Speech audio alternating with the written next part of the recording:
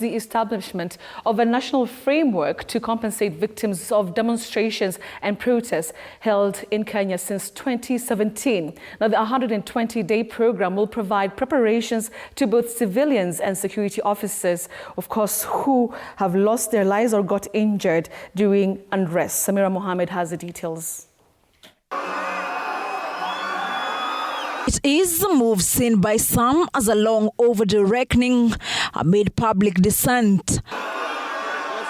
Today, President William Ruto unveiled a state-backed team to develop a framework to compensate victims of protests and demonstrations dating back to the year 2017. Part of the implementation of the 10-point agenda, today I set up the infrastructure and the mechanism to pay and compensate all those who lost their lives, those who were injured, those who were hospitalized, as part of healing our nation so that we can bring our nation together. The president confirming that a framework is now in place to implement the UDA-ODM agreement, which includes compensation for victims of protests. And it is the reason why we signed the 10-point agenda.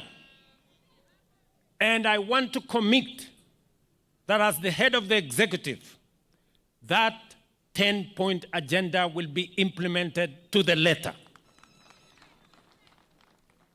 The journey towards the implementation of that agenda began.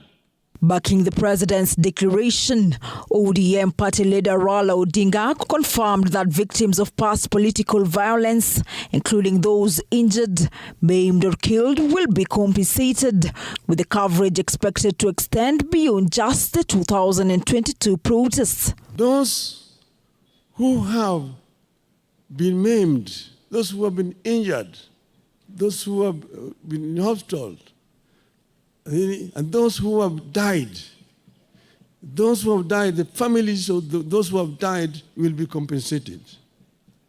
And we said we go back to just not 2024, 2023, 22, we go back to 2017. The national framework announced by President William Ruto will coordinate compensation for victims of protests, including civilians and security personnel harmed or killed. The initiative, unveiled via presidential proclamation, will be managed under the Executive Office in collaboration with key government agencies.